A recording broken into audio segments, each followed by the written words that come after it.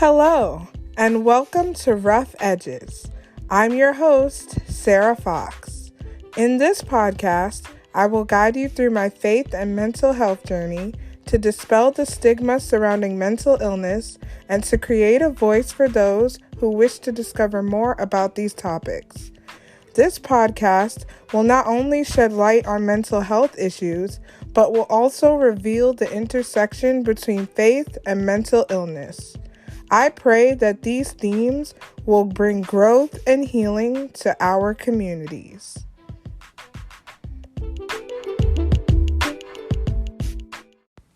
Hello everyone, and welcome back to another episode of Rough Edges. Today I have with me special guest Andrea Golden. Andrea Golden, aka the Freedom Speaker, has been designing and creating handmade jewelry since early 2000. After graduating from jewelry college in 2003, Andrea worked in various jewelry shops until opening her own jewelry business in 2004. Since then, Andrea has made jewelry for the music industry, the theater industry, and her most proud work has been for Disney. You can also see articles published about Andrea and her work in various magazines, major and local newspapers. Andrea has truly always wanted to try and make a genuine difference in her surroundings.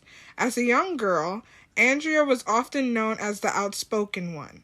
She dreamt of the idea that one day she would be able to help others like herself in her own unique way, especially people who struggle with mental health, as she herself suffered and struggled with her own mental health since a very young age.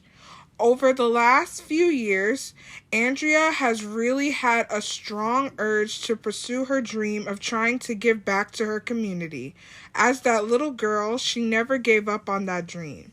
So in 2019, after almost 20 years of creating jewelry and running a successful jewelry business, Andrea decided to pursue certifications in the mental health industry to help better herself, but in turn, it also helped naturally guide her into the path of peer support, where she has been able to help so many people.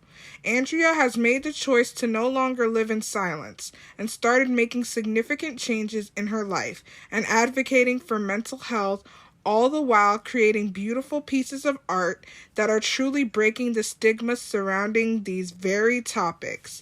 If you want to learn more about Andrea and her work, you can visit her website at thefreedomspeaker.com. Welcome, Andrea. Hi there. Thanks for having me. It's so nice to be here. Yeah, and it's great to have you. So, Andrea, tell me a little bit more about yourself. What are 3 things that you're most passionate about? Oh my goodness. The first thing definitely is helping people, definitely advocating for people who are not able to advocate for themselves. And I also want to say art, I guess, is another way of reaching people too. Nice. That's amazing. And I know that you do such incredible work, and we'll get into that soon. But what is your personal experience with mental health? To be honest with you, I've actually struggled with mental health since a very young age. Probably I can say that around the age of about 8 years old is when I can say that I recognized with struggling with my mental health, that I wanted to advocate for myself. Wow. And do you want to go into specifics on like what you were struggling with? Yeah. So for me, what it was like, I know like it was a lot of the certain experiences that I was feeling like were extreme emotions. There was a lot of intense emotions of high and low that could have looked like even at times anger, irritation, sadness. And I was definitely hiding those emotions from the outside world. The only people that really were able to see these emotions were my immediate family. So like my mom and my dad, and maybe like my best friend, but not anybody who was outside of like my immediate family. My grandmother may have saw it, but no friends, no peers at my school. I did a very good job of masking how I felt, as I didn't want anybody to know how I felt. And when did you make the realization that you needed to let go of the mask and just be your true self? Oh goodness. That was probably only recently, to be really honest. To be honest with you, I even when coming out, because when I first became a designer, I actually wanted to brand myself as a designer using my first and last name. And so I never wanted to come out with, having any kind of struggles or anything. So I went along with my whole life going, different jobs or different places throughout my whole life, college and schools and stuff like that, hiding myself. And I didn't actually come out until I want to say about 2019. And I didn't even come out fully. Like it was like I decided where I was going to, I want to say, like, I'm using quote unquote air quotes right now, but I want to say expose myself in certain areas. Like I was open to going to places where I knew I needed help. So if there was other people and I happened to run into somebody that I knew, I was totally okay with that. But I wasn't okay if it was like, college people or my high school people.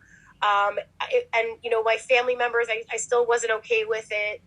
It was like I was picking and choosing who my audience was until about maybe even 2021, until I really started to be like, okay, I'm taking ownership of this, because I want to change. I want to be able to help people. I want to be able to change lives in a sense, if that's what you want to call it. Yeah. Yeah, and I appreciate your honesty because I resonate with that so much. It's like I too was like picking and choosing who I told about my bipolar disorder. And ironically enough, I have a podcast where I talk all about that and it's pretty public now. But before I was just like very reserved and like, because I felt ashamed, and it was something that was like heavily stigmatized. And so we didn't know how to really have the tools to talk about it in an open and honest way. And so, Andrea, my next question would be for you is how have your support systems helped you through dealing with mental health? Oh, that's a good one. Okay, so the first thing I'm going to say is support is really important. And I actually don't really have a very good support system. So what I've done is tried to create my own support system because I really just don't have that. I have a lot of people that I guess just, or maybe eyes are not open to, maybe what the world is facing, what mental health is. I also, there's, my mother is no longer alive. I have somewhat of a estranged, sort of estranged, not really estranged. I don't really know,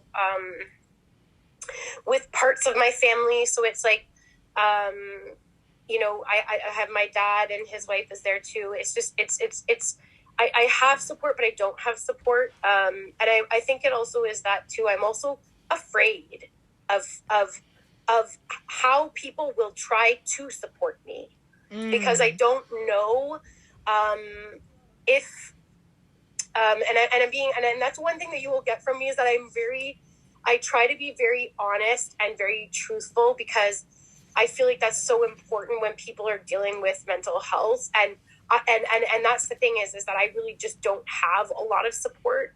And that is one thing that I know that I need to work on, in like going forward in the future. That's why I think I'm always trying to like get into places that I can too, that are like walk-in or, you know, like whatever, because I just don't have a lot of support. I have very few friends. Again, like I try to keep everybody really at a far distance because I have that kind of fear. Yeah, and that's something that's very real, you know?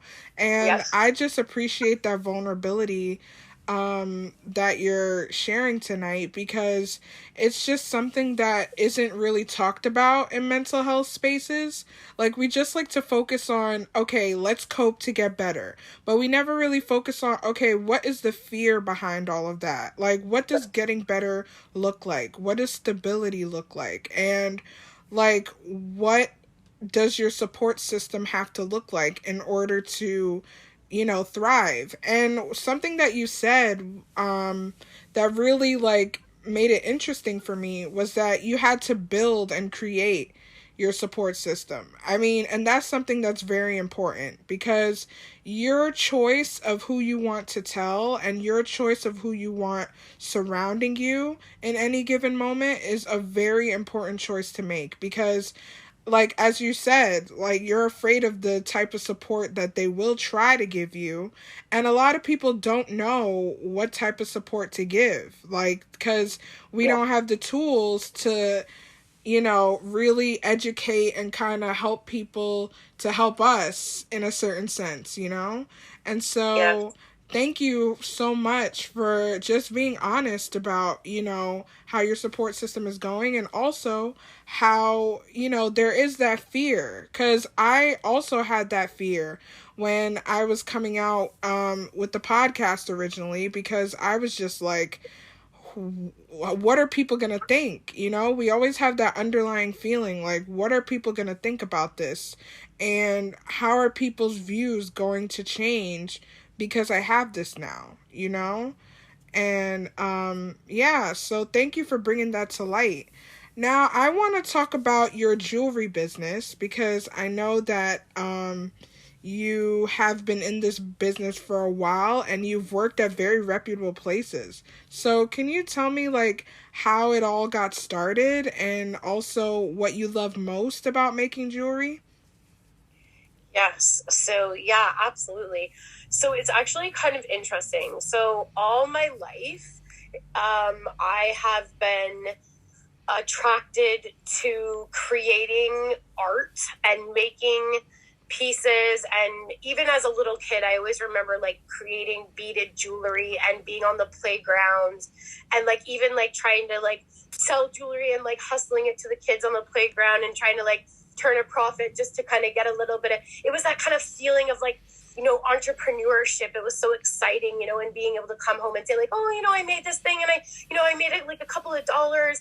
You know, who even knows if that was even like allowed to even do, you know, you always did that kind of quietly. But that was always such an excitement of doing that kind of thing. And I never, it's kind of interesting because I thought that I was going to become like I don't know, like a sculptor or a painter. Like I always knew it was going to be art. And then as I got into high school and I took a welding class, and I was like, oh my goodness, like metal and fire and flames is like, yes, this is what I'm doing.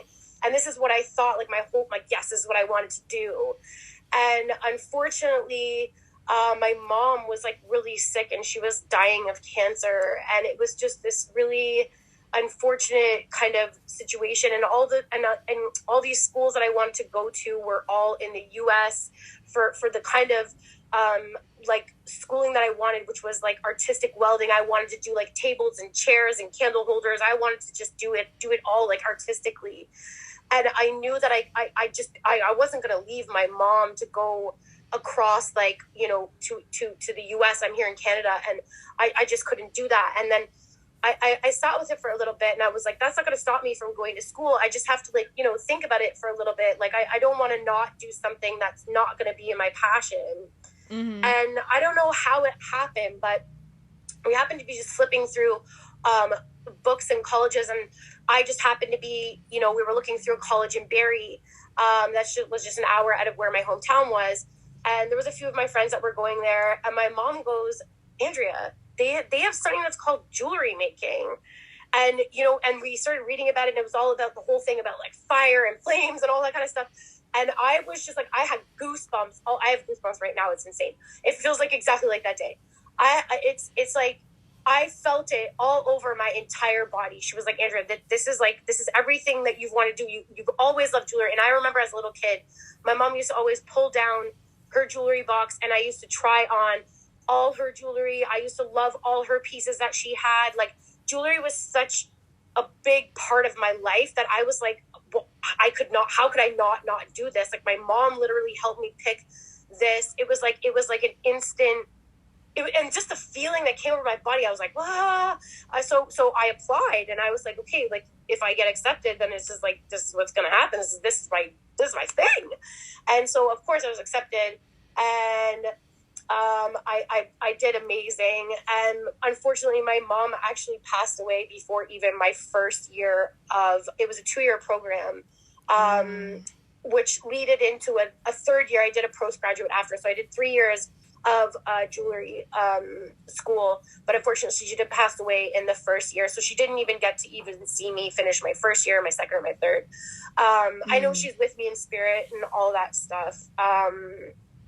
But she was like such an inspiration for me. And, you know, I wear a lot of her jewelry.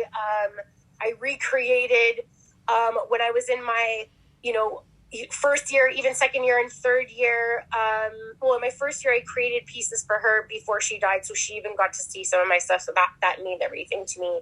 And then, I think the second and the third year, I even took pieces of jewelry that was hers, that I knew that were really special, and I kept them aside so that in case, you know, one day later on in life, you know, if I wasn't able to wear them, that I could create something for myself. And I did, and I wear those pieces all the time. Jewelry is like, it's interesting because it took me a really long time to feel like how I feel like right now about jewelry. Because if you asked me this question about like a year ago, and I think I even made a sidetrack off of your question, but I'm so like with this whole thing right now. But I it's not that I had lost my passion for jewelry. It's just that I want to help people so much that jewelry just felt so materialistic and felt so superficial to me that I felt like my journey on this earth was not, I feel like I'm going to cry, but I'm not, I'm going to hold it together. But it's just that I really just wanted to help people. And I kept going, like, people would order stuff from me, and I would be sitting at my bench, and I would be, you know, I've got silver dust all over my face, and my hands are all dirty, and I've got polishing compound everywhere, and I'm grateful, and trust me, believe me, I'm so grateful that I can be an entrepreneur, and I'm so grateful that people want to buy my stuff. Please, people, I don't want anybody to think that I'm not grateful of that stuff, because I really, truthfully, I am. Mm-hmm. But it was like something in my heart just wasn't like connecting 100%. Like I was like, something is just missing. And then that's when it hit me that like, I need to do more, because I have this ability to create, but I have so much more in me where I can create with a purpose. Like I can create with a purpose, with a voice and a purpose. And then that's kind of like where this whole thing with me, where this happened, where I'm like, I can be an entrepreneur. I can open up my life and share my gift with people and start to tell stories through my pieces of jewelry. And slowly this is what I've started to do. And that's where the Freedom Speaker kind of came from, because all my life, literally since I was even before 8, I remember being so young. My mother my grandmother, and I mean, I bless them. I love them so much. They, I really do. But they used to always tell me, Andrea, please be quiet. Andrea, don't do that. Andrea, don't move your legs so much. Andrea, don't do this to me. Andrea, do this. You're too much. It's too this. It's too that. And my goal in life is to tell people that it's okay to be who you are, and and it's okay to have struggles in life, we just have to find our way and our, as they call, our niche. And if there happens to be extreme emotions in that, we just have to find our way to kind of just find a way to navigate them and put them in the right way. Because I didn't have it all together, and I still don't have it all together.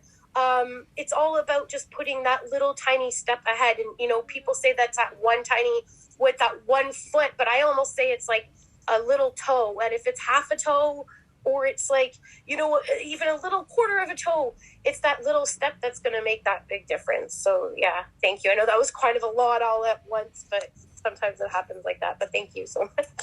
Yeah, no problem. Thank you for sharing that story. And it's so inspiring because I love how you said that you knew you wanted to create, but you wanted to create with a purpose.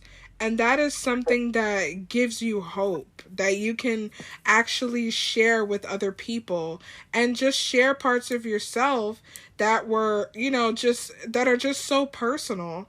But then you can move into that purpose, and that can help you heal and help other people heal as well. So I really love that story. And I just love how you were inspired by your mother and your grandmother, and just how, their wisdom and guidance was able to give you the passion that you now have for helping other people. And so I want to segue into the stigma surrounding mental health. And I would like to know, Andrea, what is one thing about the stigma that you would like to change, and why? Oh wow, that's like, this is like I feel like this is my big mission in life. I just want people that are dealing with mental health struggles of any kind to feel like they're validated, to not feel like that they are less than, that they should not feel like they're different, that if they feel, that their emotions or their reactions to whatever might be happening is not okay. It's not that it's not okay. It's just all about, again, like I had said, that it's about just trying to navigate and stuff like that. It's like, it's all about validation. Like it, we're so, as a society, so quick to go, someone is acting in a certain way, and then we want to label that person. And I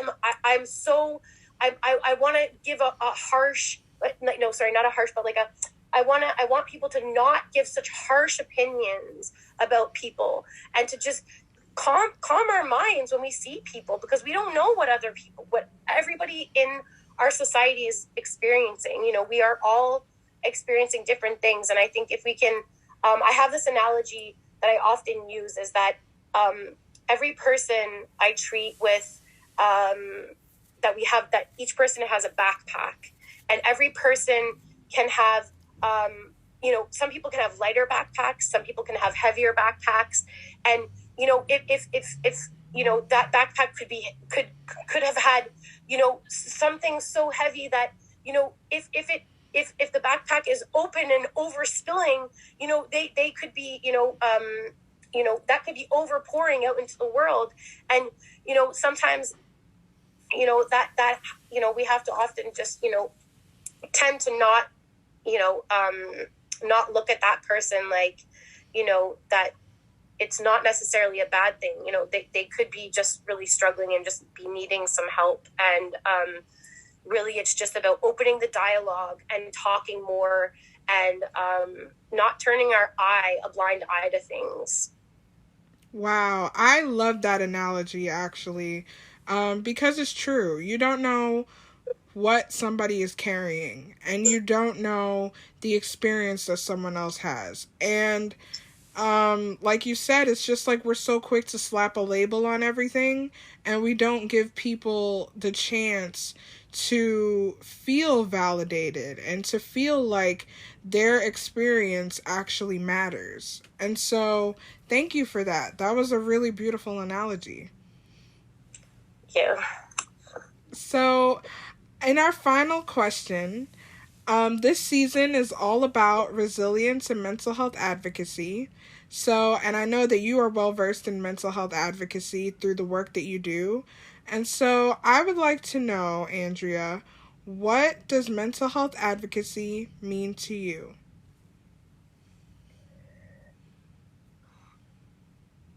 What does mental health advocacy? Oh, it means speaking up about opening up about maybe what I might be experiencing, and sharing it with others, so that others can feel that they're comfortable enough. I feel like it's almost like this domino effect, because I feel like as everybody is sitting with their mouths closed and ears closed, then there's not going to be a way for us to break the stigma. Right. Yeah. That's really good. Thank you for that. And so, Andrea, I want to thank you so much for joining me tonight on the podcast. And if you guys want to check Andrea's work out, you can, once again, visit her website, thefreedomspeaker.com. And I want you guys to stay tuned for more empowering episodes on Rough Edges.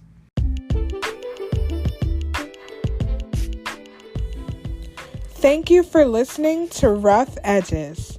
Feel free to follow this podcast on Instagram at rough.edges.podcast or visit my blog at sarahifox.com. If you have any questions or further suggestions on how to make this podcast grow, you can email at rough.edges.podcast@gmail.com. Thanks again for listening and have a wonderful day.